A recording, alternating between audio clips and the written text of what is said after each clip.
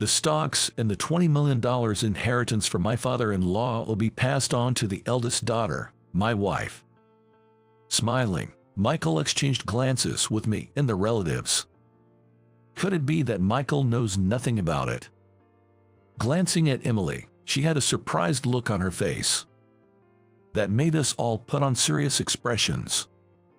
I said, "What?" in response. Michael then looked puzzled and began to show signs of unease. "What?" And Michael returned the question with a similarly clueless expression. He really doesn't know anything. This could be a good opportunity, couldn't it? I managed to suppress my laughter and kept a straight face. "Michael, you're not aware of it, are you? What are you talking about? Emily has no right to the inheritance." "What? You must be joking." "Really, I may be younger, but I wish you would show a bit more respect." As Michael started to show clear signs of irritation, I smiled sweetly at him. "Because Emily is. I am James, a 34-year-old married man with 2 children. My father was a successful businessman with many stocks, and frankly, we never struggled for money.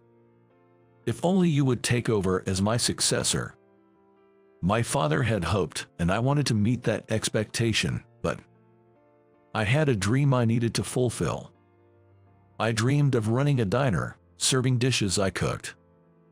I preferred the struggles of cooking over studying business management.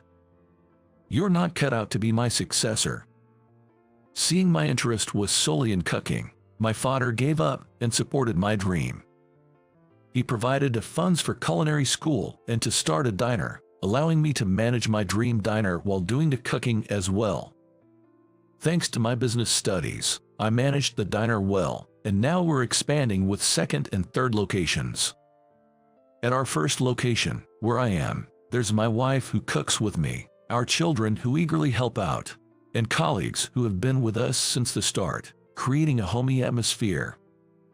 Of course, our dishes like the richly simmered stew, fluffy omelets, and hashed browns crispy on the outside, soft on the inside, are our pride. My father, whom we invited, praised our food with tears in his eyes. I wished to invite my mother too, but she had already passed away. Instead, I invited my sister Emily to the diner. "Your cooking has always been delicious since we were kids."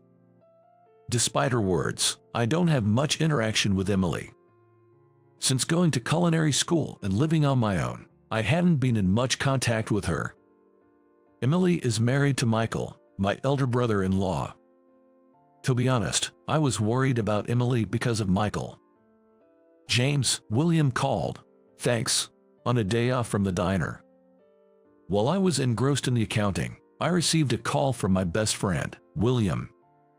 William, my best friend since high school, is now a skilled lawyer. "Sorry to keep you, William, what's up?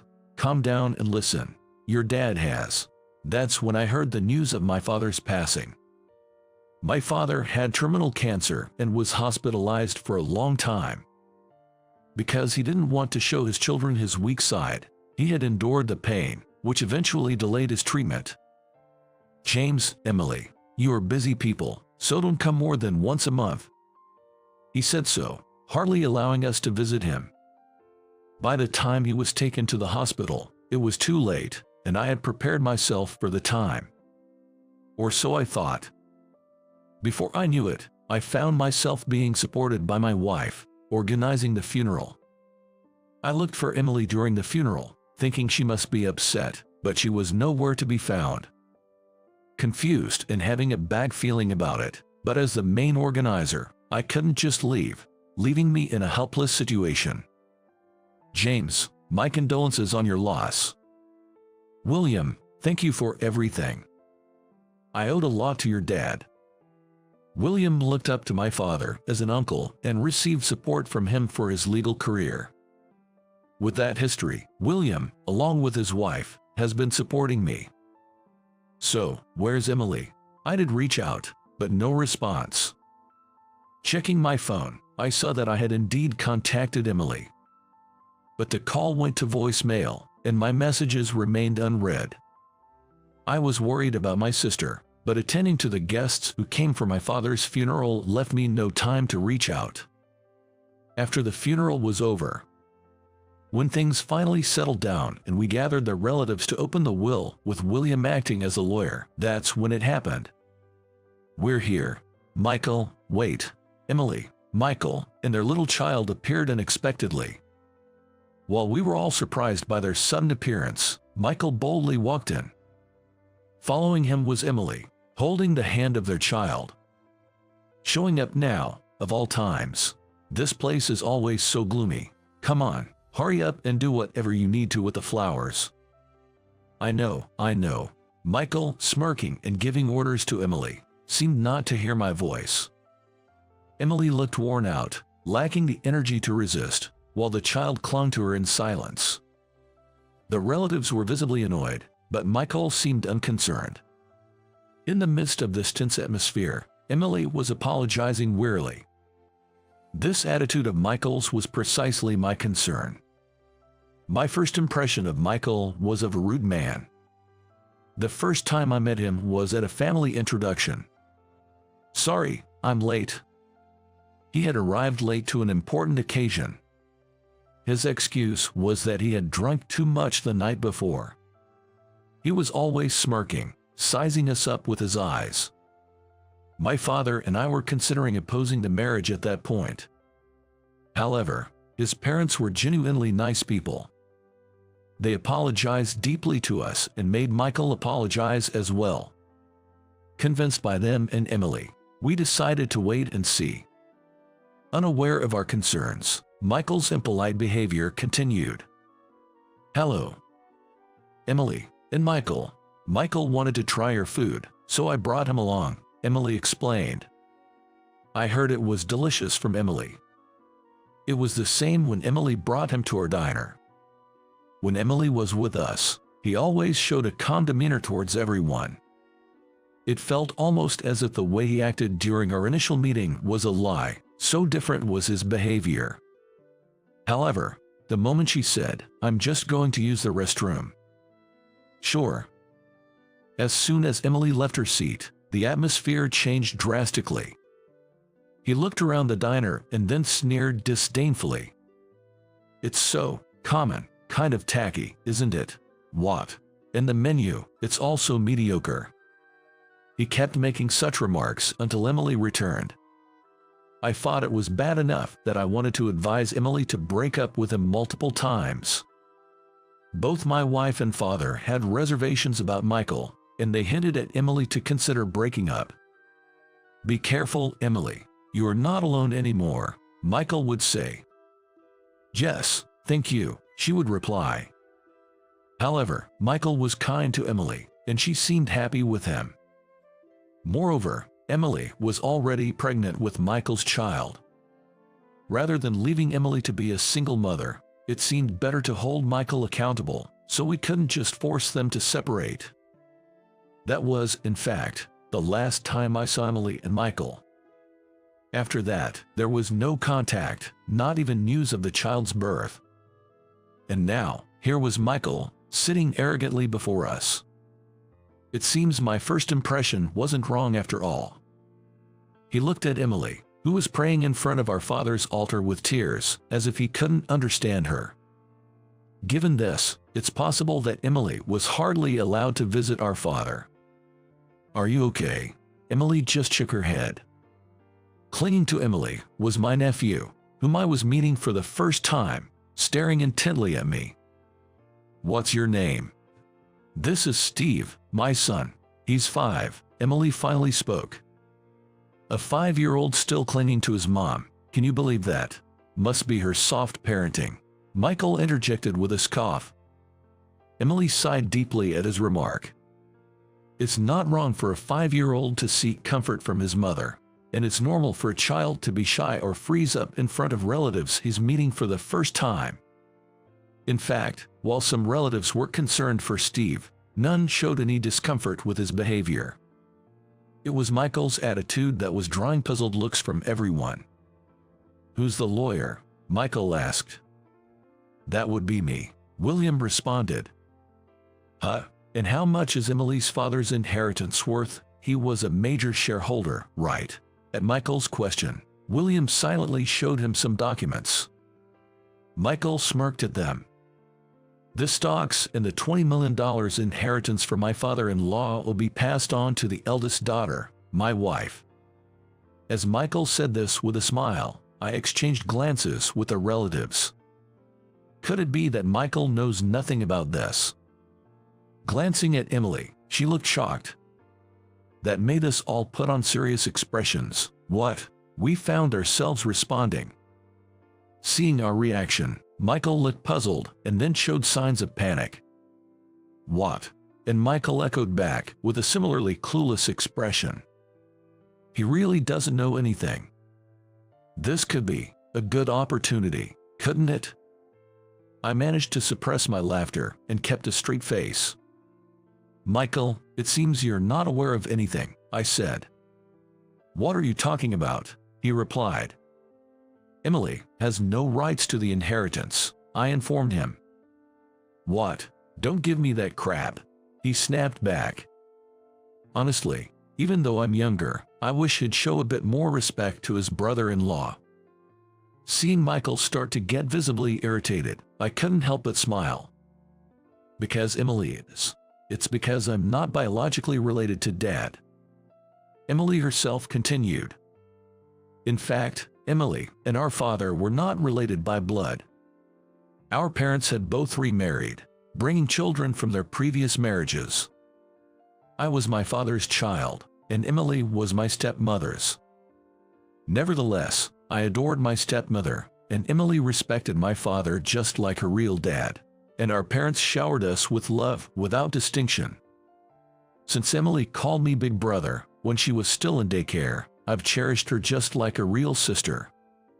My father often patted Emily's head, teaching her the business management that I had abandoned, and cherished her in his own way. Perhaps he even spoiled her more than me, being his daughter.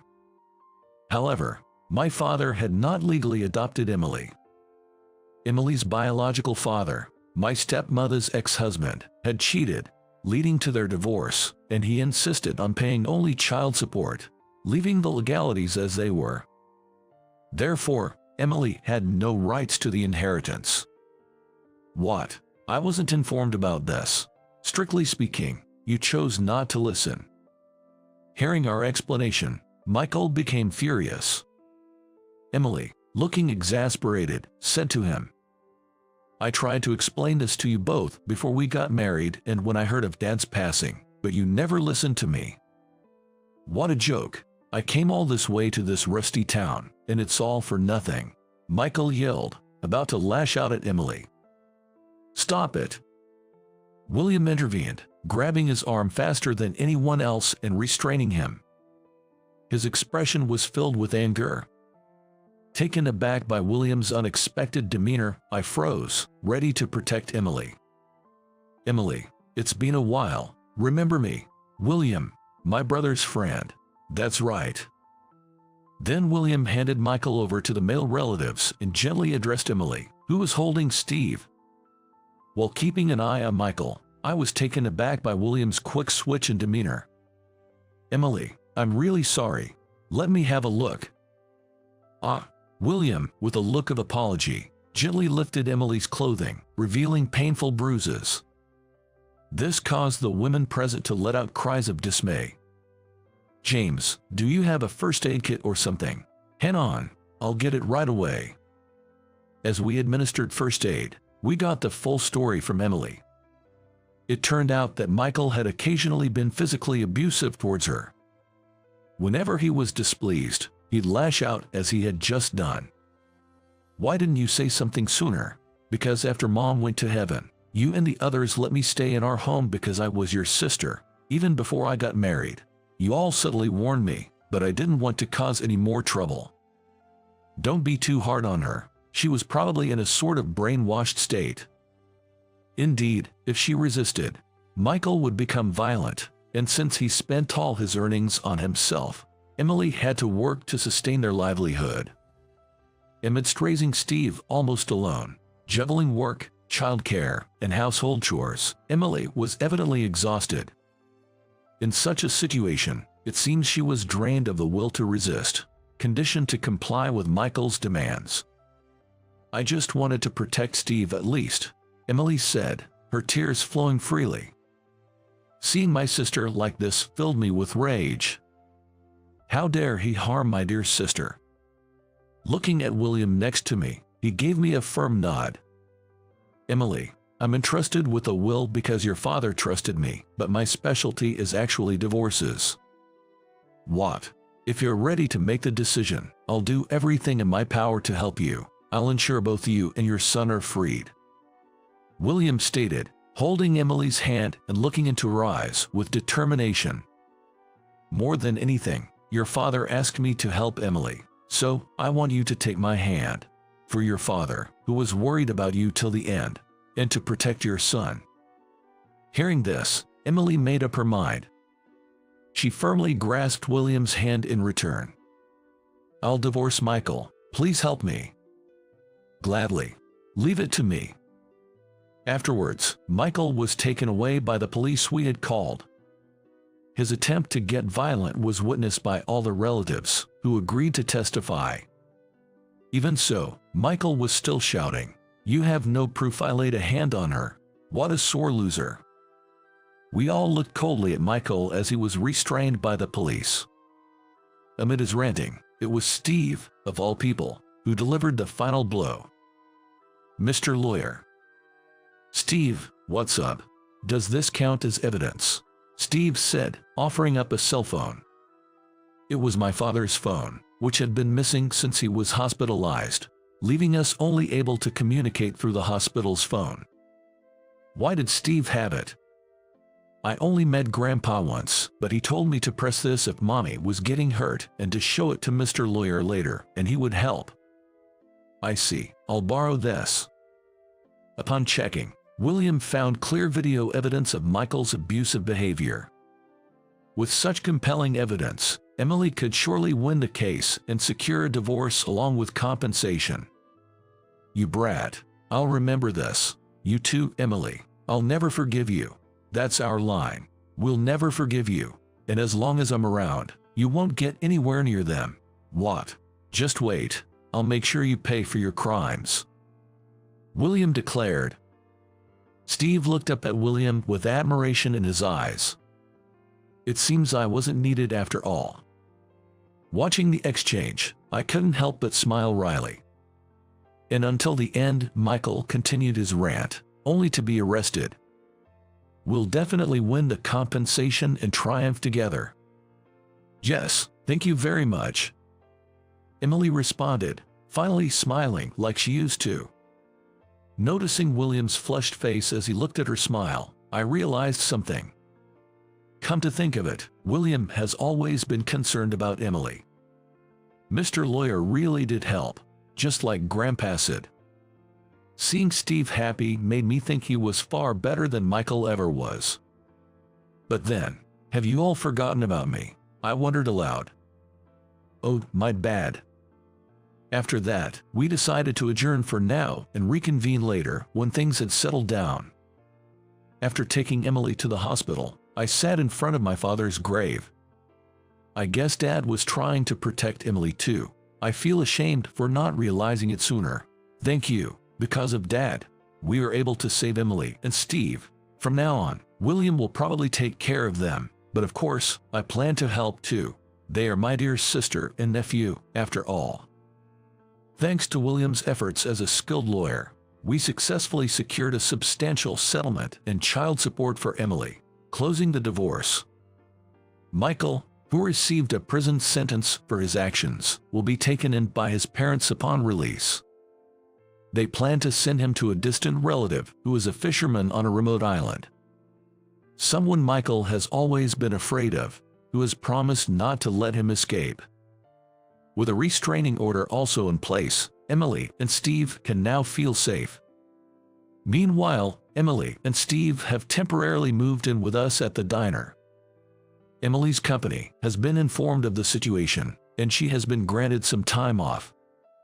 Well, sorry to bother you when you're so tired. It's okay. What's this important thing you wanted to talk about? Alone with Emily, I decided to share a significant truth with her. It's a will from Dad. He named you as his successor. What? Dad had made arrangements to name Emily as his successor and inherit his estate. Emily was taken aback by my words. Originally, Emily was being groomed as the successor to the company founded by our father, undergoing training for the role. However, her training was put on hold when she became pregnant with Steve. Even though I left things halfway, is it really okay for me to accept this? Of course, the funds I received to start this diner were given to me as a living gift, so now it's your turn to receive the rest. But I nodded with a smile, seeing her reluctance. I'm grateful to you and Mom, I said. What? My dream of running a diner was inspired by Emily and my stepmom. Losing my biological mother as a baby, my stepmom's cooking became the taste of home for me. She taught me how to cook with kindness, standing by my side in the kitchen. After my stepmom passed away, cooking her dishes made Emily, who had been crying, smile and say, "It's delicious, it tastes like Mom's." Seeing that smile, I wanted to make more people smile with my cooking. I want to create a diner that brings smiles to people's faces like that. That desire became my goal. It's my way of thanking you for giving me a dream. I explained with a smile, and Emily nodded back with a smile.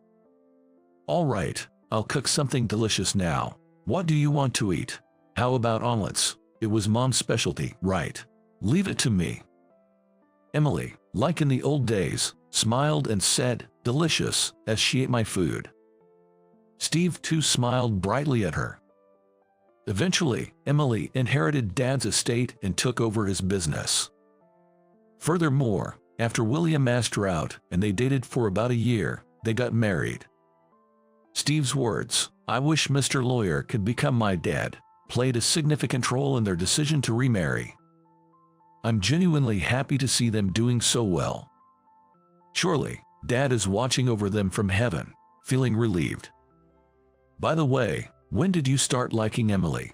Since we were kids. Remember how poor our family was? Your father's support allowed me to become a lawyer, but I always thought I wasn't good enough for Emily, so I never said anything. William, who played a significant role in this whole situation, is now happily smiling. His years of unreciprocated love finally paid off. Steve has grown fond of William, and they seem just like a real father and son from the start. Emily, who cried in my arms when our stepmother passed away. I truly wish for her to find happiness this time. All right, let's give it our all today. My family responds energetically to my words. Today, like every day, I'll continue making delicious food with my beloved family. It's a waste for a middle school dropout like you to even be on a bus. You should walk and suffer instead. During the company trip, I was left behind at a service area because of my bossy supervisor. I wondered what I had to endure this, but an unexpected turn of events was waiting for me. My name is Kevin.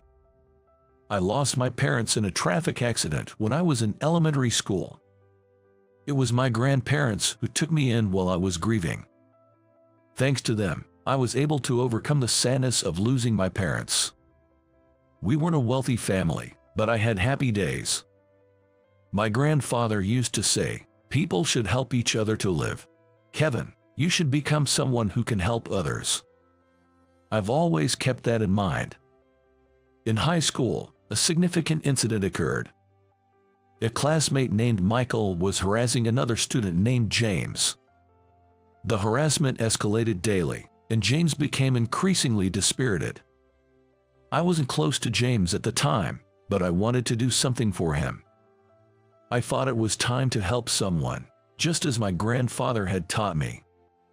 One day, seeing Michael hurling insults at James, I intervened, saying, "Stop it, that's way too much." Michael was momentarily surprised, but quickly became confrontational.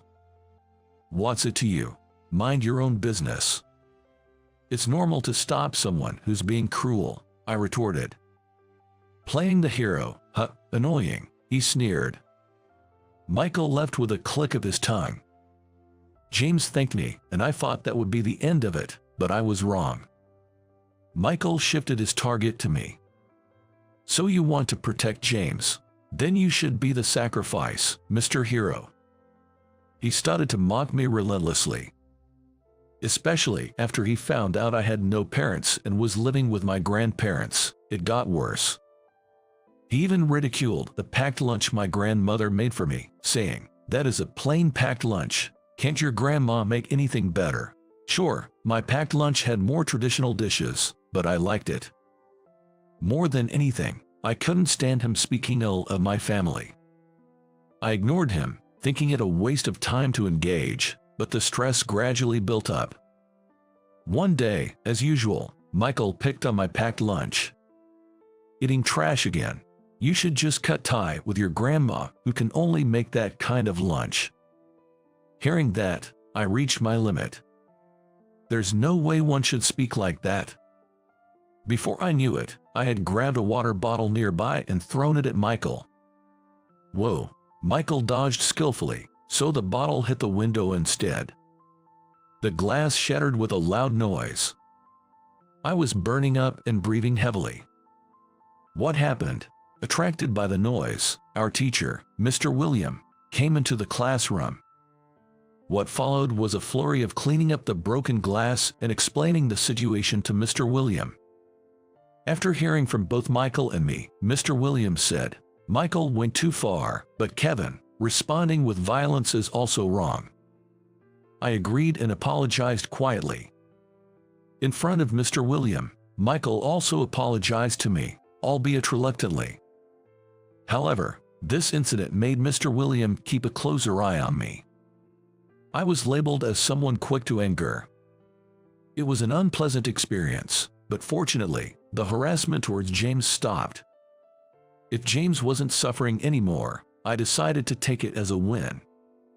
By the time I was a senior in high school and it was time to choose my career path, I decided to work in caregiving. Spending time with my grandparents sparked my interest in working with the elderly.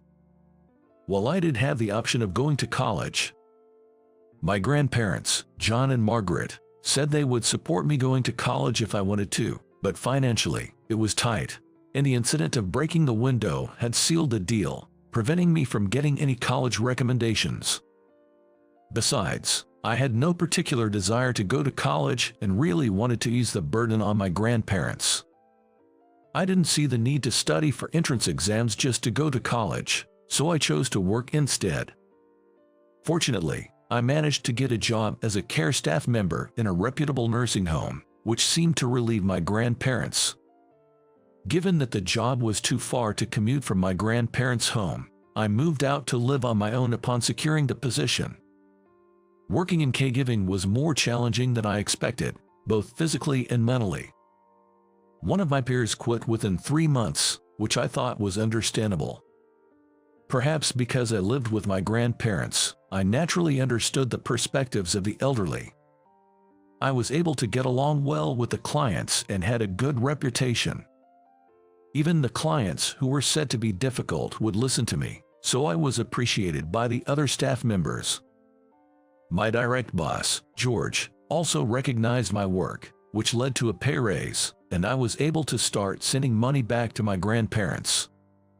I was thrilled when I heard that my grandparents were able to go on a trip for the first time in a while, feeling like I had finally been able to repay them.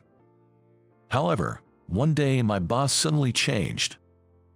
George had to quit due to a sudden illness. His replacement was a woman named Linda. I was hoping she would be kind, but that hope was quickly dashed. Linda turned out to be a mean-spirited office tyrant. She was rude to her subordinates and especially harsh with her tone. It was even worse for the new employees. Linda was particularly persistent in bothering a girl named Emily. Even during breaks, I saw Linda nagging Emily, saying, "You're so plain. Do you have a boyfriend? I bet you don't." Emily clearly looked uncomfortable, so I couldn't help but intervene, saying, "Please stop." Linda glared at me furiously. "It's just a little teasing. Getting angry over that is ridiculous," she snapped. After Linda walked away, Emily thanked me, but said, "It's okay. You don't have to defend me anymore. I don't want to cause trouble for you." I felt frustrated, wishing she didn't have to worry about me. Emily's concerns came true, and Linda started targeting me. She harassed me in various ways when no one was watching. She would say things like, "Your high school was for idiots. It's not even a high school. You're the same as a middle school dropout." But having dealt with similar situations in high school, I was prepared to let such comments slide off me.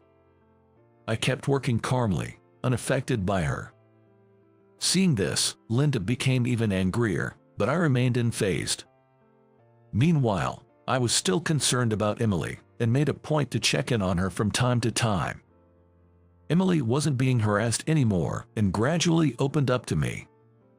Eventually, we became close enough to chat casually, and I found myself wanting to know more about her. I think I was starting to see her as more than just a colleague. Then, a company trip was announced. This event happens only once every few years. This would be my second time participating. Thanks to Mr. Thomas, the company president, splurging, we could relax in a luxury inn. Last time, I had great memories of enjoying lavish meals and relaxing in message therapy. Linda was in charge of organizing the trip. Though the inn was different from last time, we were going to stay in a well-known luxury inn again.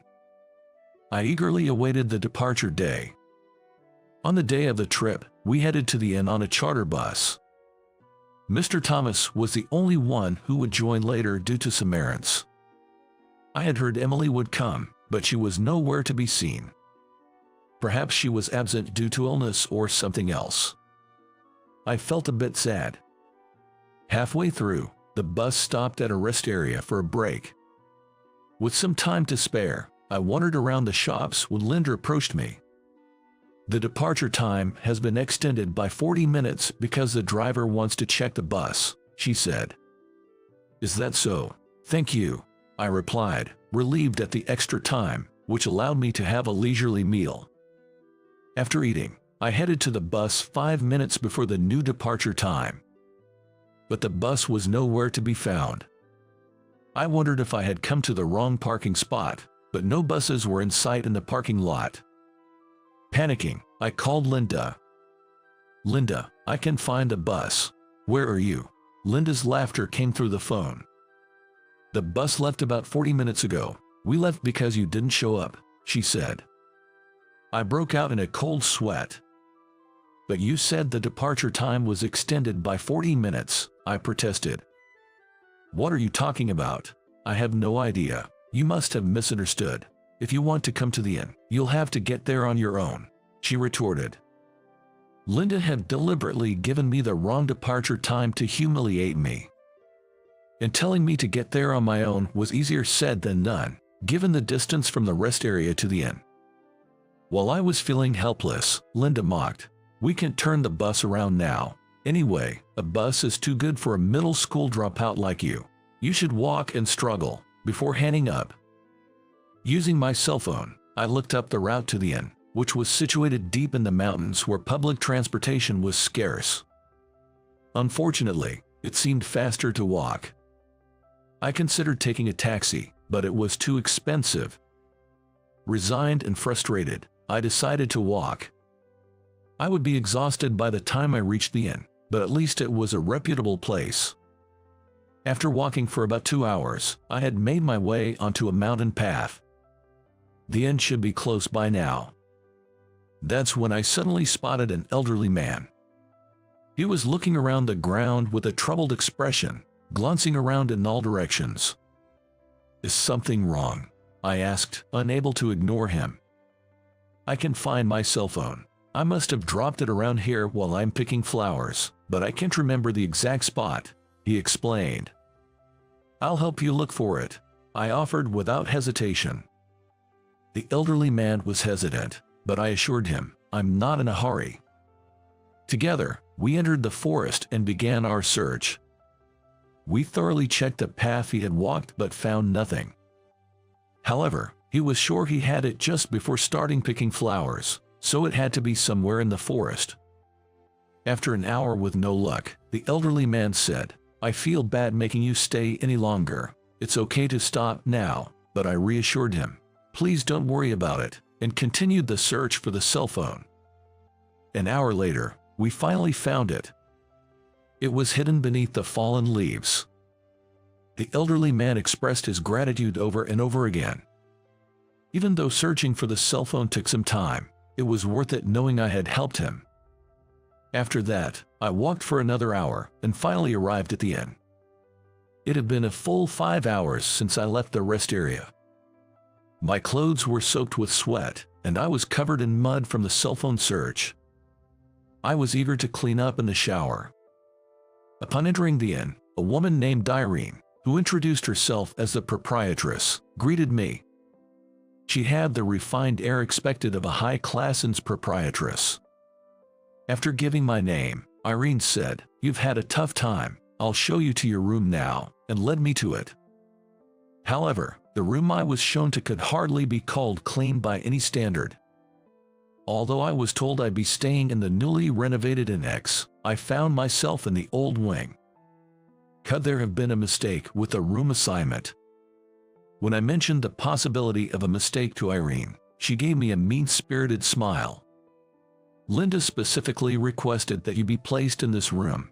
Linda and I go way back. I couldn't possibly refuse a request from her," she explained. I couldn't believe Linda and Irene were in cahoots. Come to think of it, it was Linda who had decided on this inn. She must have been planning this harassment from the start. I was disgusted by the elaborate extent of the harassment. My fatigue suddenly intensified, weighing heavily on me. "This area is quieter than the new wing, so you should enjoy the peace," Irene said sarcastically before leaving. Dinner time came quickly, and the meal was served. However, it was so simple that it hardly seemed fitting for a luxury inn. Sandwiches were all that was offered. Irene stated, "This is all there is," when she brought the meal. It was nothing like what I had seen on the inn's website beforehand, and although I considered complaining, it felt pointless to protest. Moreover, despite having heard there would be a banquet, there was no sign of being invited at all. Eating alone, I reflected on my life thus far. Despite following my grandfather's advice to be kind to others, it never seemed to pay off. I even doubted my actions, wondering if I should have just kept to myself. I lost all interest in enjoying the massage therapy I had been looking forward to. Though I wasn't explicitly told not to take massage therapy, I doubted it would improve my mood. After taking a bath in the one provided in my room, I quickly crawled into the bed. Regretting my decision to come on this company trip, I fell asleep. The next morning, I was awakened by my phone's alarm. I heard we were going hiking in the nearby mountains, but I expected to be left behind again. As I pondered how to spend my day, someone knocked on my door. Expecting it to be breakfast, I was surprised to hear a deep voice saying, "It's Paul Thomas. May I come in?" The person at the door claimed to be Mr. Thomas.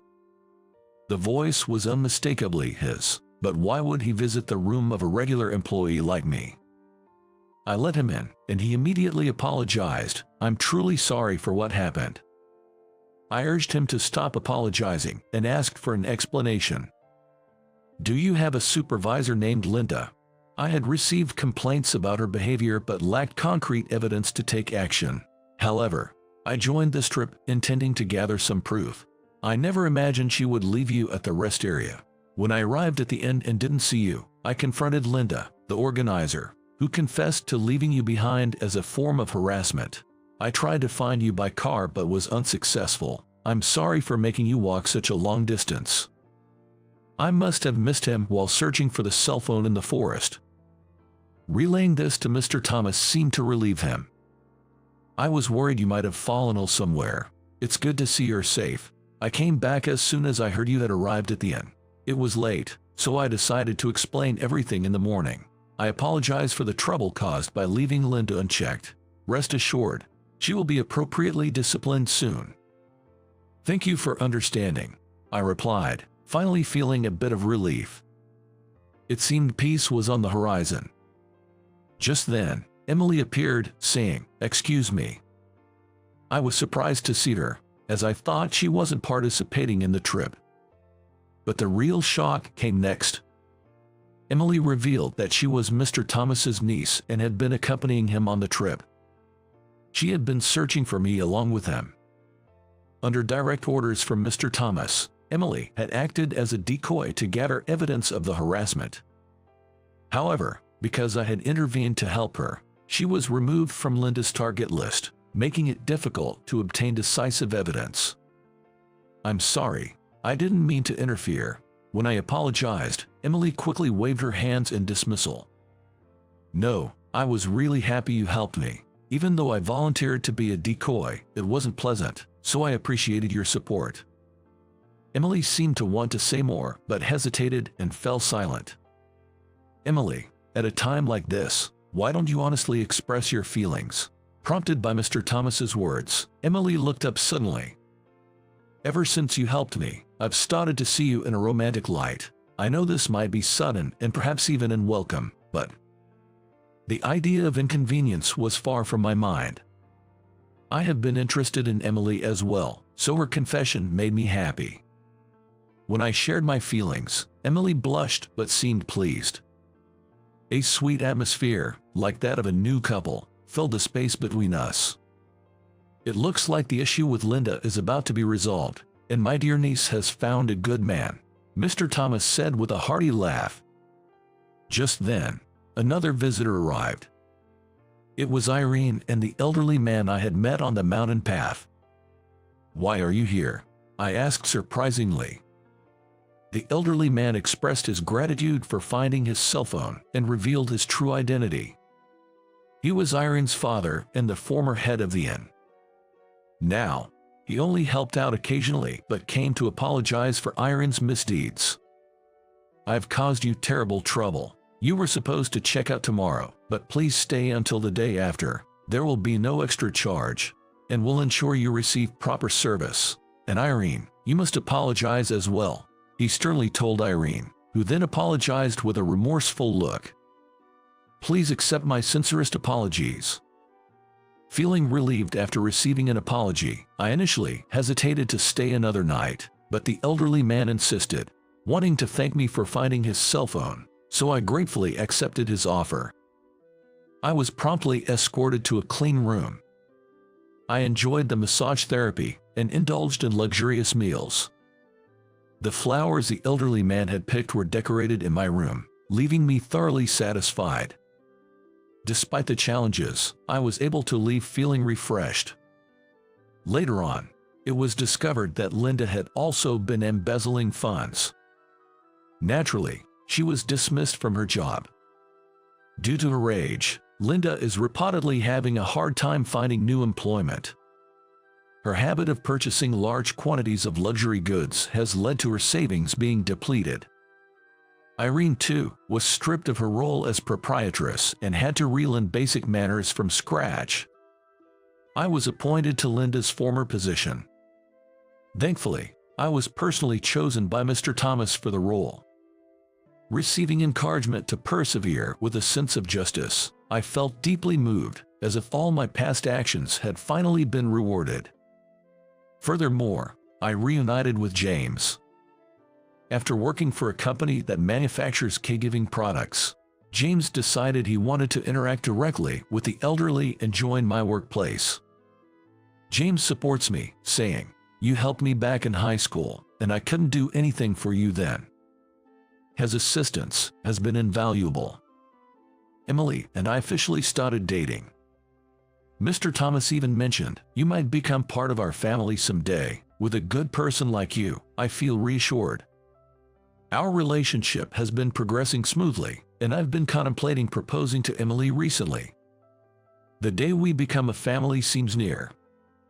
Upon marriage, I'm committed to building the happiest home possible. People without a high school diploma are destined to be alone forever. Huh. After more than a decade, I reunited with my classmate Max at a class reunion, and then again during a business meeting at a hotel. When Max interrupted the business meeting with disdain, I couldn't hide my anger as he started boasting about himself and hurling insults at me. However, the situation took a turn when a certain individual appeared, causing Max's face to contort. As we were arguing at the hotel entrance, a black car pulled up, and a beautiful woman stepped out. "Sorry to keep you waiting." As the woman approached me, a dumbfounded hut escaped from Max. Revealing her identity to Max only added to his shock. This reunion set the stage for Max to plummet into the depths of his own making. My name is Tom Parker. I'm 33 years old. I run a company called Johnson Industries. In simple terms, we supply machinery to factories and other businesses. The company was originally founded by my great-grandfather on my mother's side and was passed down to my grandfather, then to my father, and finally to me, the only son. Since I was young, I was told by my father and grandfather that I would be the next successor, so I joined Johnson Industries right after graduating middle school. Honestly, I did have a desire to go to high school and college. But once I started working and got into the machinery, I was hooked. Now, I'm so glad I chose this path instead of pursuing further education. After 15 years of hard work, I took over from my father as president at the age of 30. Initially, being the grandson of Chairman Johnson and the son of President Parker, I faced a lot of skepticism from the employees, which was tough at times. But now, the employees recognize my efforts and dedication, and they support me. Being a president is challenging, but my days are fulfilling. One day, a postcard arrived for me out of the blue.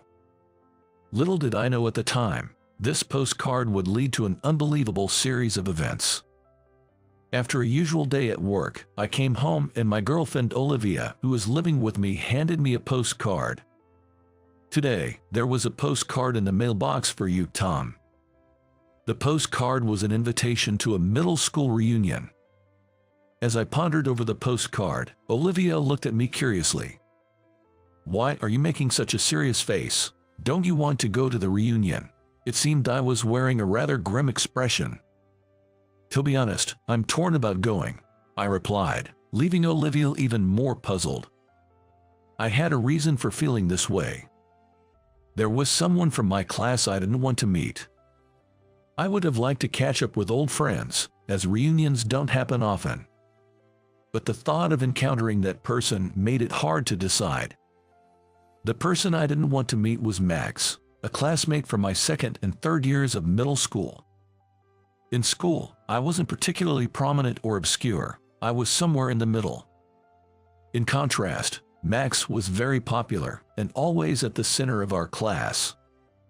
Normally, we wouldn't have crossed paths, but once we were in the same class, Max started to see me as an adversary.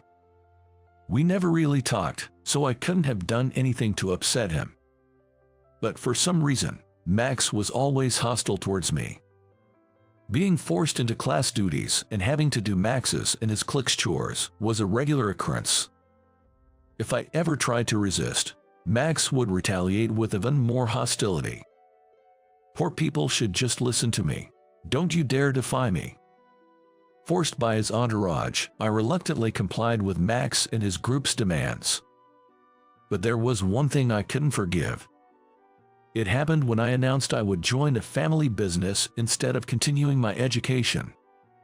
When Max asked about my future plans and I mentioned I was going to work, he burst into laughter. "So your family is too poor to send you to high school? Well, that's rough. Can't believe your dad can't even afford to send you to school. You really lost the parent lottery." Being insulted about my family truly made my blood boil. Ever since that incident, I've done my best to avoid Max and led a peaceful life from middle school to the present. I still can forgive him for what he did, and if possible, I'd rather not meet him again. When I shared this middle school experience with Olivia, she pondered for a moment before saying, I know it must have been tough back then, but reunions don't happen every year. It might be a good idea to go. Max has probably matured since then and won't bother you. Olivia kindly encouraged me. Indeed, she had a point. Convinced, I decided to attend the reunion. On the day of the reunion, I finished work and headed straight to the hotel where it was being held. Most of my classmates had already gathered, and it was surreal seeing their faces after so many years. The guys hadn't changed much, but the girls were unrecognizable, and I had a hard time identifying them even when they spoke to me. I looked around to check on Max's whereabouts, but it seemed he hadn't arrived yet. According to a classmate, he was running late due to work commitments. Catching up with old friends turned out to be surprisingly enjoyable. As we reminisced over drinks, I found myself indulging more than usual. I was glad I took Olivia's advice and attended the reunion. However, the good times didn't last. While chatting with some close friends from back in the day, Max showed up late and remarked, "Look who's here, the pool kid." He had already had a few drinks by the time he arrived at our group. I was so engrossed in my conversation that I hadn't noticed Max's arrival. Contrary to Olivia's hopes, Max hadn't changed at all, neither in appearance nor in attitude. But I was a grown man now. "Hey, long time no see, how've you been?" I responded maturely to Max's taunts. Annoyed by my demeanor, Max, flushed with anger and alcohol, sneered, "Got time to kill here, do you? Must be because you didn't even finish high school, right? Can't imagine anyone decent hiring you." Despite attempts by a few classmates to calm him down, Max remained unapologetic. "Thomas," one of the classmates tried to intervene, but I stopped them. "It's okay, really. So Max, where are you working these days?" When I asked, Max began to speak with a look of self-satisfaction on his face. "I'm a sales supervisor at Harrison Industries." Harrison Industries was a fairly well-known company, not a major conglomerate but sizable. "I'm just a supervisor now, but I'm set to become the president in the future." "President? For family connections or something?" Upon hearing my words, Max's expression grew even more smug. No, I'm going to become part of the family. I was introduced to the president's daughter by President Harrison himself. We're dating now and plan to marry next year, so I'm the next president in line." It seemed he had been set up with the only daughter of President Harrison, and things had progressed smoothly to engagement. "I have everything you could ever want but can't have. Jealous. Wishing you happiness," I replied, seeing no point in engaging further. Yet, Max seemed displeased with my response. "What's with that attitude? I've always hated that smug look of yours." Perhaps the alcohol had clouded his judgment as he lunged at me. I was taken aback by his sudden move, but thanks to nearby classmates and the organizers, I managed to avoid confrontation. Assured by the organizer that they would handle the situation, I regretfully decided to leave the rest to them. I thought my presence might only cause more trouble, which is why I decided to leave. Reluctantly, I exited the scene. Later, I received a call from a classmate who had exchanged numbers with me, filling me in on what happened after I left. Max had caused such a scene that the organizers had to forcibly remove him from the venue. I'll never forgive him. It seems Max harbored anger towards me until the end. Some classmates even asked me, "Did you do something to him?" I still can't understand what about me irked him so much. When I shared the reunion story with Olivia, she said with a look of disbelief, "Some people just don't change even as adults. It's quite a learning experience." Some time had passed since the reunion. I had almost forgotten about that day and was living my usual life when some exciting news came my way. A company I had been courting for years reached out, wanting to discuss business in detail. It felt like a dream come true, and I was over the moon, but then a problem arose. The issue was that the meeting was scheduled on the same day as Olivia's birthday. Normally, I would prioritize work. However, It was going to be our first birthday celebration together, and I had made reservations at a restaurant months in advance. But I couldn't afford to turn down this business opportunity. As I was wrestling with this dilemma, Olivia noticed and asked what was wrong, so I explained the situation to her.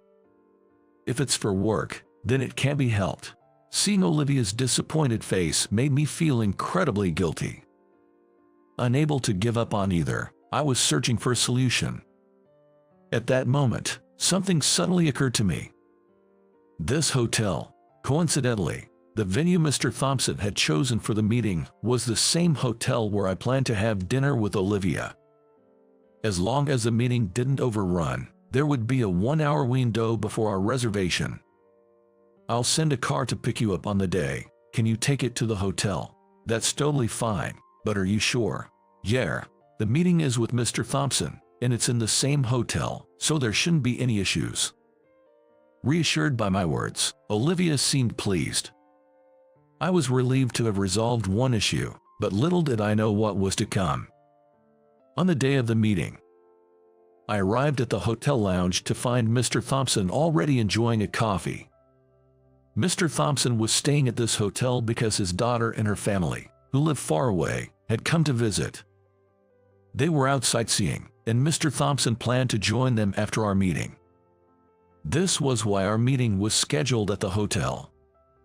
The meeting started well, with Mr. Thompson listening intently to my presentation and even offering positive feedback.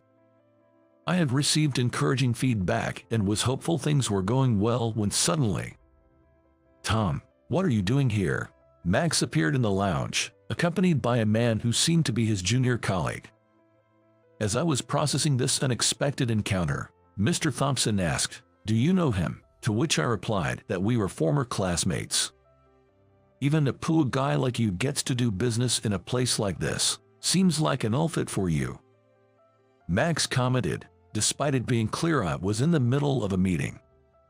Mr. Thompson looked puzzled at Max's interruption. "I'm in a meeting right now. Can we talk later?" I tried to deflect, but Max, unfazed, pulled out his business card and handed it to Mr. Thompson. "I don't know what this meeting is about, but you'd be better off doing business with us instead of this bottom feeder. A college graduate like me can give you a much better presentation than a high school dropout." Despite my attempts to intervene with a "hey," Max wouldn't stop. He continued to boast about his own superiority and looked down on me as the lowest of the low.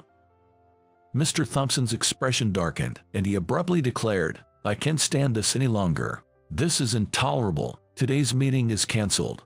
With that, he stormed out of the lounge, visibly furious. I hurried after Mr. Thompson, but for some reason, Max and his junior colleague followed as well. As Mr. Thompson got into a taxi, I apologized, saying, "I'll come to apologize properly." He responded with a kind expression, promising to contact me later to reschedule. After seeing Mr. Thompson off, I turned and glared at Max behind me, shouting, "What were you thinking? Interrupting someone's business meeting like that? What's going on in your head?" Yet, Max showed no sign of remorse. I wasn't trying to interfere on purpose, just offering some friendly advice. Feeling it was pointless to continue the conversation, I quickly decided to leave the scene. "I'll be staying here soon with my fiancée. We came today to check out the place in advance." I didn't ask, but Max volunteered this information anyway. I just randomly chimed in and was about to return inside when Max suddenly said, "People without a high school diploma will always be alone." Confused by his comment, I was taken aback when he added, "You're heading towards a lonely old age, so maybe I should ask my fiancée to set you up with someone. But then, everyone probably rejects poor people like you."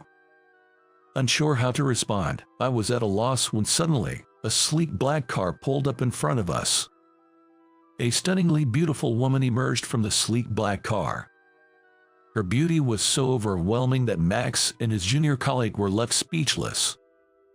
The woman looked at me and said, "Sorry to keep you waiting." I wasn't waiting, just had some things to deal with and came outside. The woman who had stepped out of the car was Olivia. As we were exchanging words, a confused "huh" could be heard. Turning towards Max, I saw him demanding, "Hey, who's this beauty? Introduce me. Can't you tell from the conversation? This is Olivia, my girlfriend.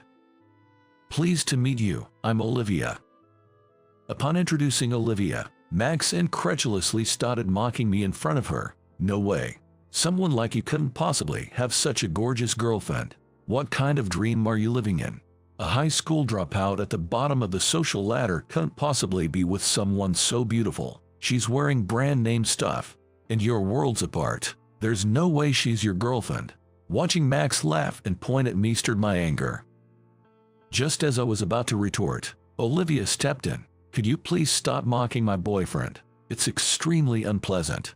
Her clear displeasure and those words seemed to unsettle Max. "Is that really true?" Max asked me, to which I nodded firmly. Unexpectedly, Max made an audacious move.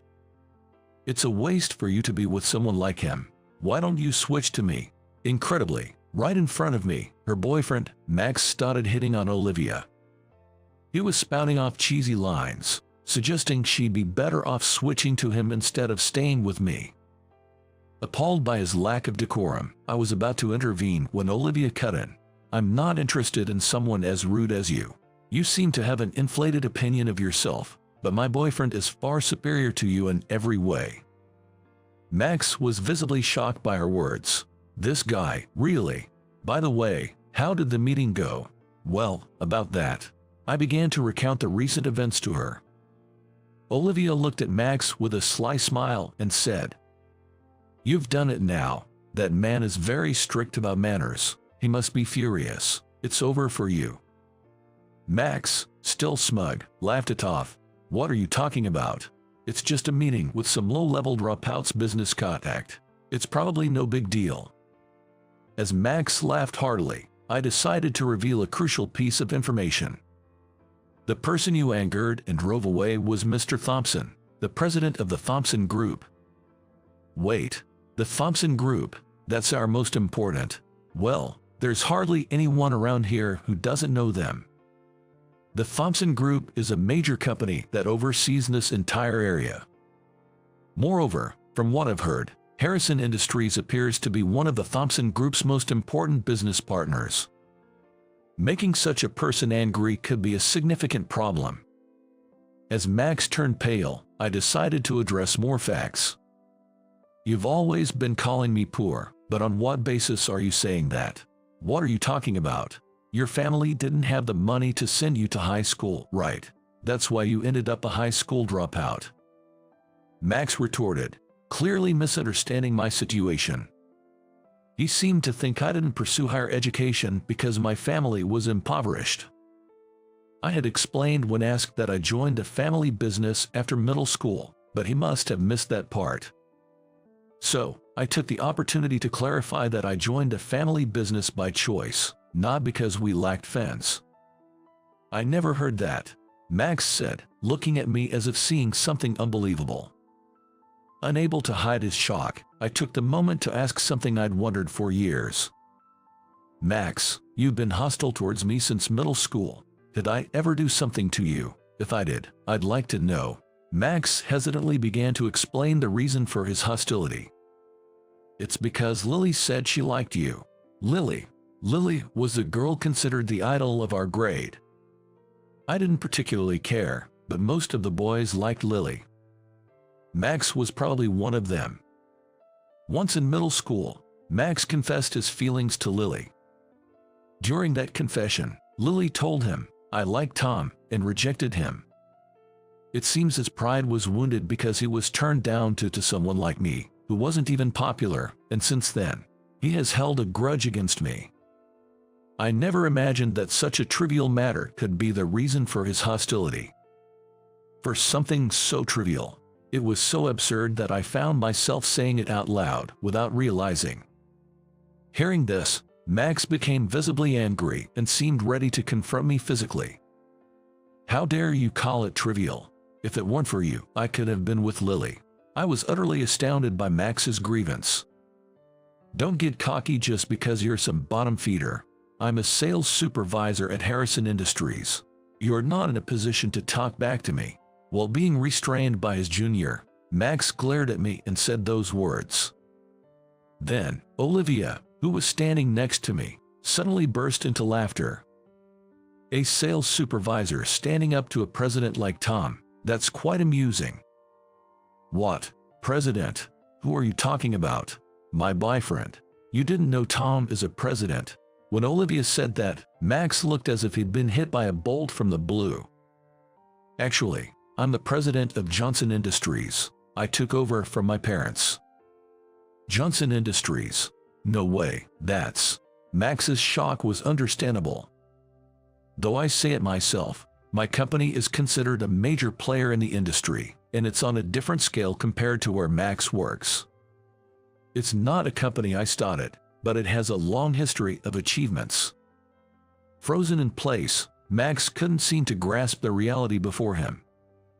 Tom, isn't it about time? Olivia said, looking at her watch. It was 10 minutes before our reservation. You better make a proper apology to Mr. Thompson. With that, Olivia and I went back into the hotel. The next day, when I arrived at the office, I noticed a familiar figure causing a scene at the reception in the lobby.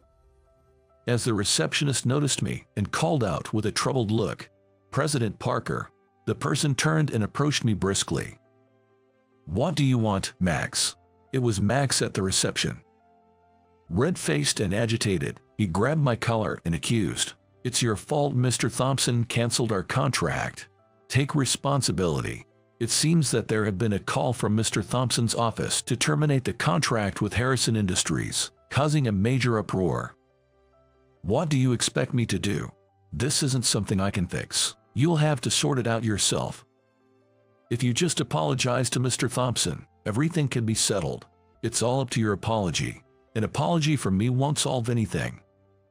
We argued back and forth in the lobby, but it was going nowhere. "You have to do something, or my engagement and everything else will be in jeopardy." I decided to reveal another fact to Max. "Even if things with Mr. Thompson are resolved, I think your engagement will be called off." "Why would that be? I didn't mention it before, but my girlfriend is Mr. Thompson's niece." Max whispered in disbelief. "What? Olivia's father also runs a company, and she's essentially a president's daughter too. Coincidentally, she's friends with the daughter of President Harrison." On our way to the restaurant, Olivia mentioned, "That guy looks just like my friend's boyfriend. I've only seen photos, but they're identical." I then told her that Max was engaged to the president's daughter of Harrison Industries. Excitedly, Olivia said, "Harrison Industries? Then he must indeed be my friend's boyfriend. She's the daughter of President Harrison." I was amazed at such a coincidence. Upon hearing this, Max turned pale and let go of me. "I think it's only a matter of time before this reaches the president's daughter through my girlfriend, and then it'll get to President Harrison," I said. At that, Max collapsed on the spot, muttering, "It's all over." Since we couldn't have him loitering in the company any longer, I told him, "There's nothing I can do for you. You're disrupting work, so please leave." Max glared at me, got up, and then landed a solid punch on my cheek. Caught off guard, I fell to the ground. Security quickly intervened, restraining Max, who was then reported to the police and taken away. "I'll be filing a formal complaint, so be prepared," I declared. As he was led away by the police, Max, tears streaming down his face, lamented, "This wasn't supposed to happen. It was supposed to be easy mode." Afterward, I intended to file a complaint about the assault. However, Max's parents came to me multiple times, offering to pay for the treatment and compensation, pleading for a settlement, which I eventually agreed to. Max's parents seemed like decent people, making it all the more baffling how Max turned out the way he did. Due to this incident and being taken away by the police, Max was fired from his job. He was dumped by the president's daughter, evicted from the company dormitory, and ended up losing his home and job. He was reportedly going around asking friends and acquaintances for money. Some classmates must have complained to his parents, who couldn't stand to see their son's downfall and found him a live-in job. According to a classmate, Max is working there now, but his salary is managed by his parents, leaving him with no disposable income. It's his own doing, so I hope he reflects on his actions. Afterward, I had the opportunity to negotiate with Mr. Thompson once again. This time, we successfully finalized a contract, and I breathed a sigh of relief. Mr. Thompson even went as far as to say, "Please take good care of my niece." Recently, I proposed to Olivia. I had decided to propose once my work was on track. Tears in her eyes, Olivia said, "Thank you. Now that I have even more to protect, I'm committed to do it with all my might." "Don't open it." Startled by Michelle's loud voice, I instantly stopped my hand that was about to open it. "You made me jump." "What's up all of a sudden?" Seeing Michelle so desperately serious, I couldn't help but put the souvenir back on the table. "What do you mean?" When I asked Michelle, she hurriedly showed me her cell phone screen. It might be confusing to hear this out of the blue, but I think I might know what this is about. "What?" I couldn't grasp the meaning of her words and decided to ask for more details. Then, Michelle revealed something unbelievable. "My name is James. I'm 37 years old. I have a wife named Michelle, who is 2 years younger than me. Michelle and I went to the same high school and were close friends since our student days. We had no romantic feelings for each other at the time and were just good friends. However, at the age of 25, we happened to meet again at a local bar and started dating, which eventually led to our marriage. Michelle is an excellent cook and has a gentle personality. When I come home from work, she always comforts me and waits with delicious home-cooked meals, making her a wonderful wife. However, for the past 10 years, I haven't been able to spend much time with Michelle. The reason is that I was assigned to a 10-year overseas assignment by my company. I find my job fulfilling, and I took a positive view of participating in the overseas expansion of the company, so I have no regrets. Being abroad was challenging at first due to the different language and culture, but now that the project has ended successfully, I am glad I took part in the assignment. Thanks to taking long vacations over these 10 years, I was able to see Michelle occasionally. Although once a year was the most I could manage, Michelle always welcomed me warmly upon my return. Initially, I was anxious about the long-term assignment, but thanks to Michelle's kindness, we have been able to maintain a harmonious relationship. After completing the overseas assignment and taking a few days off, I was doing the final check of my report in preparation for returning to the main office the next day. "Are you still up? You have work tomorrow, right? Maybe you should go to bed soon." While I was looking at the computer documents in the bedroom, Michelle expressed her concern. "Thanks, I'm okay. I'm just finishing up the final check on the report. I'll go to sleep in a bit." Responding thus, I turned my attention back to the computer screen. "That's good. It'll be nice to see everyone at the office tomorrow after a while. Yeah, I need to make sure not to forget the souvenirs for them." Hearing Michelle mention the office, I thought of my colleagues in the same department. Everyone in the department is nice, and as the one in charge of training the juniors, I've built good relationships with my subordinates.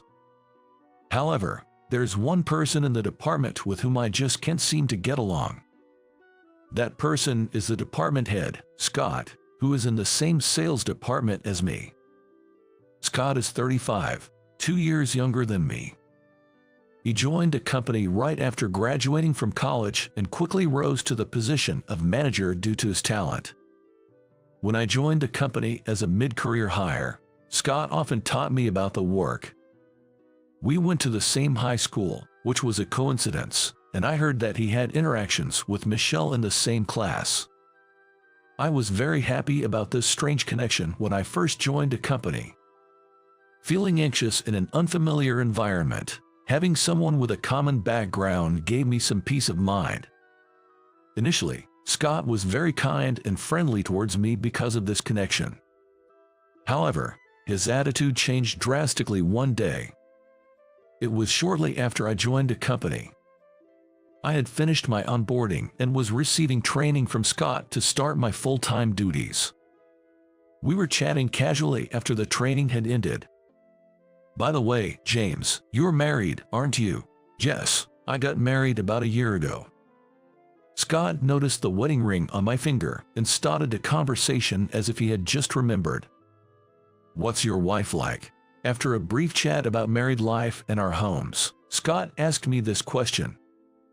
"Actually, she's a friend from high school. If I remember correctly, she's the same age as you, Scott." "Really? Then I might know her too, right?" When I mentioned that Michelle and Scott were the same age, Scott's eyes widened in surprise. "As a matter of fact, do you know Michelle Knight?" The moment I mentioned Michelle's maiden name, Scott froze. At the same time, I felt a slight tension in the air. "Michelle, is that true?" After a brief silence, Scott muttered in a faint voice. Yes. Did you know my wife?" I felt the friendly atmosphere disappear and asked with a bit of unease. "Yes, we had a little interaction during our school days. I had no idea you were married to her." And from that day on, Scott's attitude towards me changed. Whenever I asked about work, he would treat me coldly, and on bad days, he would scold me harshly. There were also times when I wasn't informed about meeting schedules, leading to me being late. Such actions by Scott, which could be seen as harassment, continued until the day I left for my overseas assignment. This overseas assignment was also initiated by Scott's recommendation to the executives. When the company was looking for employees to take on a 10-year overseas assignment, the sales department was asked to nominate some candidates. However, finding candidates was difficult as many in the sales department, including myself, had families. Seeing this, Scott secretly recommended me to the executives.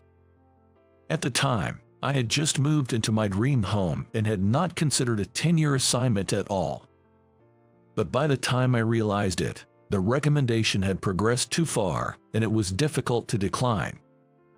When the executive director, Ken, brought up the overseas assignment, I asked Scott what was going on. "Scott, I just heard about the overseas assignment from Ken. He said you recommended me because I was eager to go, but I don't recall ever saying that. What's going on?" I was confused and hurriedly asked Scott for clarification. "What? But James, you said you wanted to contribute more to the workplace, right? So I thought I'd do you a favor and recommend you." Scott replied with a smirk to my question. "Besides, James, you're about to turn 27, right? If you don't get promoted from section chief soon, you'll never make it any further in your career." Continuing, Scott looked at me with a dark smile. "Indeed, I do want to continue contributing to this company. However, I had just bought a home and considered a 10-year assignment difficult. It would also be a burden on my wife." As I mentioned my wife, Scott's brow furrowed for a moment. "James, are you taking your job lightly? At your age, prioritizing your private life is naive. You're approaching your 30s, right? We need you to start taking your job seriously. I recommended you for your future, so a little gratitude wouldn't hurt, would it?" I was angered by Scott's condescending attitude but clenched my fist and endured the situation. After that conversation, I departed for my overseas assignment. As I reminisced about my interactions with Scott in the bedroom, Michelle approached me again, looking concerned. "James, are you okay? You look pale." "Yes, I'm fine. All right, I've finished the final check. I'm going to bed now." With that, I settled into bed. The next day, I returned to the main office for the first time in 10 years. After greeting my colleagues with souvenirs, I sat down at my desk. The office had changed in the last 10 years, with renovations and new equipment. My desk had also been replaced with a brand new one. For a while, I looked around the office as if everything was new to me. Then, I noticed Scott arriving at work. He was carrying a large paper bag. He must have gone on a trip somewhere. As I thought about it, Scott began distributing items from the bag to the other employees. After giving souvenirs to everyone, he came over to me last and pulled out a large box from the bag. "Good morning. Long time no see. Actually, I went on an overseas trip last week on paid leave. I bought a souvenir for you, James. So make sure to open it when you get home." After finishing his sentence, Scott handed me the box he was holding. It was carefully wrapped so its contents were not visible, and it felt somewhat heavy. Although I was curious about what was inside the box, I remembered that I had also brought back souvenirs from my overseas assignment and hurriedly responded, "Thank you. I also brought back some souvenirs from my business trip, so please have some." As I said this, I handed Scott the local souvenir I had purchased for him. Scott accepted the souvenir and simply replied with a thank you. It seemed like Scott was in a very good mood today. I could tell he was in high spirits from his smiling face and cheerful tone. "How was your overseas assignment?" "Well, there were many challenges, but I'm relieved that we managed to complete the project on schedule. This should further expand our business at the overseas branches." Scott and I talked about the overseas assignment for a while. After I had finished explaining the project, Scott asked another question. "So, did you manage to return home during your trip?" "Yes, I was able to take annual leave once a year, so I managed to come back a few times." Upon hearing this, Scott briefly smiled slyly. "I see, it's hard to come back from overseas often, but I guess your wife must have had a good rest, right? I often hear that wives are busy with household chores every day when their husbands are around." "Well, yes, I suppose my wife was able to enjoy a relaxed life in our new home." I responded to Scott's question accordingly. I had always thought this, but Scott often brought up Michelle. Although it wasn't too strange since they were high school classmates and knew each other, Scott's eyes always seemed to be probing something whenever he talked about her. Each time, I replied with non-committal answers, but I wondered if I was overthinking things. With these thoughts, I finished my day's work and returned home. "Hello." As I announced my arrival at the entrance, Michelle came out from the living room to greet me. "Welcome back. How was your first day back at the head office after such a long time?" Everyone seemed well, which was reassuring, and the sales department got 6 new recruits this year. It was quite lively thanks to them. While having this casual conversation, I handed Michelle the paper bag containing the souvenir Scott gave me in the morning. "This is from Scott, the department head. He went on an overseas trip last week and brought back a souvenir." "From Scott. It's quite big, isn't it? I wonder what's inside." Michelle looked intently at the souvenir I handed her. "That's the thing. He said to check it out when I got home. Let's open it now." Saying this, I sat on the living room sofa and started to unwrap the souvenir. Michelle also came next to me to see what was inside. Upon opening the wrapping, we found a floral arrangement with brightly colored flowers bundled together. Looking at the floral arrangement in a slightly thick transparent case, Michelle and I exchanged glances. "This is a floral arrangement, isn't it? Why would Scott choose a floral arrangement as a souvenir? Who knows? I hadn't mentioned our anniversary or anything, so it doesn't seem like a congratulatory gift." While saying this, I hesitantly reached out to take the floral arrangement out of a transparent case. At that moment, Michelle exclaimed loudly, "Don't open it!" Startled by her loud voice, I immediately stopped my hand. "You made me jump. What's up all of a sudden? Don't open it. This might have a budding device hidden inside." Seeing Michelle so desperately serious, I instinctively put the souvenir on the table. "What do you mean, a budding device? I saw a post on social media recently about budding devices being hidden in souvenirs from abroad." As she said this, Michelle hurriedly operated her cell phone. "Look, according to this post, someone found a budding device hidden in a souvenir they bought overseas. There seems to be a spate of incidents involving budding devices hidden in floral arrangements recently." The post Michelle showed me on social media indeed mentioned budding devices hidden inside, with victims sharing their experiences. But it's hard to believe Scott would do something like that.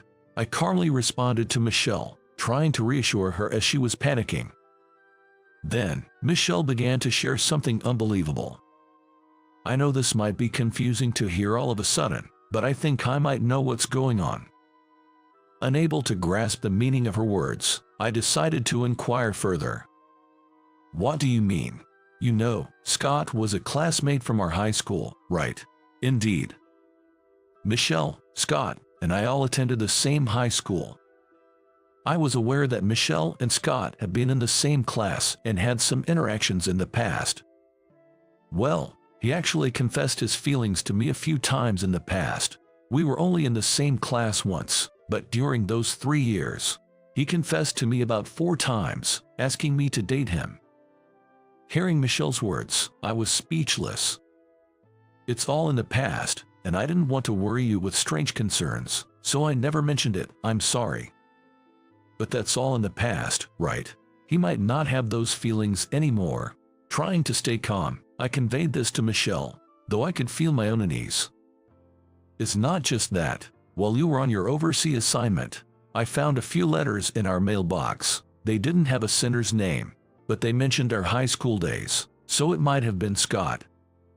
Hearing this, I began to reflect on Scott's past actions. I have been asked about my family situation several times before, as well as today's question, have you returned home? After calming Michelle down, I took her to the bedroom. According to Michelle, she found the anonymous letters unsettling and had thrown them away. Though there was no evidence of the letters, Michelle's frightened expression at the time made me believe her story wasn't a fabrication. Once Michelle had fallen asleep, I took the floral arrangement from Scott and rushed to the police station alone. When the police examined the floral arrangement, they found a small budding device inside, just as Michelle had suspected. I remember shivering when the budding device was discovered. I immediately filed a police report. I was relieved I hadn't brought Michelle along. If I brought her with me, the shock would have been too much for her. After filing the report, I returned home. The next day, I tried to act as normal as possible when I went to work. The police had instructed me not to mention the incident to anyone. Of course, including Scott. Confronting Scott directly could provoke him and potentially lead to further harm. Moreover, there wasn't concrete evidence to prove Scott was responsible, so it was best to avoid any rash actions. This was the agreement I had with the police, so I maintained a composed demeanor at work. As time passed, before I knew it, the workday had come to an end. As the end of the day approached, one by one, my colleagues started to leave for home. When there were only a few employees left in the office, Scott approached me for a chat. "James, good job today. Did you open the gift from yesterday?" Scott's face seemed to hint at some ulterior motive as he looked at me. His smile was forced, and his eyes didn't seem to reflect genuine happiness. "Yes, I did. Thank you for the lovely floral arrangement." I replied with a generic response, careful not to give anything away. "That's great to hear. I thought it would be perfect for Michelle. I hope you can find a nice spot for it in your living room." "Thank you. I'll discuss it with my wife when I get home." After this exchange, Scott left the office in high spirits. Once Scott was out of sight, I felt a weight lift off my shoulders. That was a relief. The conversation ended without arousing any suspicion. After that, I too headed home. Michelle, who was in the living room, seemed somewhat restless. "Michelle, are you okay?" "Yeah, thank you. I've been feeling uneasy since you told me about the budding device this morning." I had shared with Michelle about the incident at the police station that morning, thinking it was only a matter of time before she found out everything. Seeing Michelle's unsettled demeanor, I regretted revealing it to her. "I'm sorry, Michelle. I didn't mean to cause you any trouble. It must be hard being alone during the day." Michelle works remotely from home while I'm at the office. Even if Scott is at work, it's understandable she'd feel uneasy after what happened. It's bound to be unsettling. It's okay. If the police have accepted the report, they must be conducting a thorough investigation. Besides, you must have been more frightened today, James. Did Scott say anything to you? Even in such times, Michelle's first concern was for me. Hearing her words, I felt grateful once again to have her by my side. He asked if I had opened the gift, but that was all. He didn't ask anything else. From the look on his face, I think he believes the floral arrangement is still in our house. Upon hearing this, Michelle seemed slightly relieved and returned to the kitchen. 3 days had passed since my return to the main office, and it was my first day off. For some reason, I woke up earlier than usual and was having a coffee alone in the living room. Then, suddenly, the house's doorbell rang. Who could it be this early in the morning? As the bell rang, I checked the time. It was almost 7 a.m. Suspicious, I slowly approached the intercom. Then, I heard a loud knocking on the front door. The knocking was forceful, indicating urgency. Rushing to check the intercom monitor, I saw Scott's figure displayed. Even as I observed, the knocking didn't cease. Worried it might disturb Michelle or the neighbors, I mustered my courage and opened the door, keeping the chain on for safety. Scott, what brings you here so early? I asked cautiously, and Scott glared at me with an intensity I had never seen before. You reported me to the police, didn't you? That single sentence made everything clear to me. Last night, the police came to my house. They questioned me till dawn about the bugging device in the floral arrangement I gave to you. Scott's eyes were bloodshot, almost as if he was ready to lash out. Please, calm down. I simply asked the police to investigate the bugging device. If you are truly innocent, the investigation will prove it. As I spoke, Scott began to mutter under his breath. You always act so cool, looking down on me. Even when I harass you, you remain unfazed. Why did Michelle choose someone like you? Why not me? Scott's words were filled with jealousy towards me and affection for Michelle.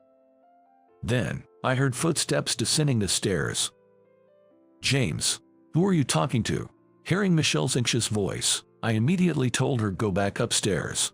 But Scott, hearing her voice, spotted Michelle through the gap in the door. Michelle, why did you go to the police? I only wanted to protect you. Scott, why are you here? Michelle, seeing an unexpected visitor at the door, was visibly distressed. Scott, did you just admit to planting the bugging device? Yes, I did.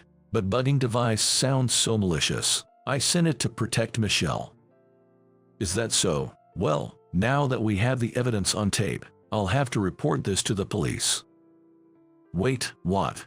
With that, I dialed the police on my cell phone. Soon after, the police arrived at our home, and Scott was taken to the station. The audio recorded by our intercom's camera was enough evidence for the police to arrest Scott. 2 months have passed since that day. The incident with Scott became widely known within the company, leading to his dismissal. During police interrogation, Scott revealed that he had harbored feelings for Michelle since their school days and was displeased to see a subordinate happily living with the person he liked. Moreover, when the police searched Scott's home, they found several draft letters addressed to Michelle, suggesting his unrequited affection. As a result, Scott was sentenced to prison, and the situation was successfully resolved. Michelle and I continue to live happily in our home. Once my work settled down, we finally completed all the moving tasks for our dream home. Michelle, are you feeling all right? Yes, I'm fine. Dr. Smith at the clinic said the baby is growing well. Michelle said this while gently stroking her belly. That's great to hear. Let's keep building a happy family together. Yes, with you, James, I'm sure we'll have a joyful home forever. We exchanged smiles, looking forward to our future together.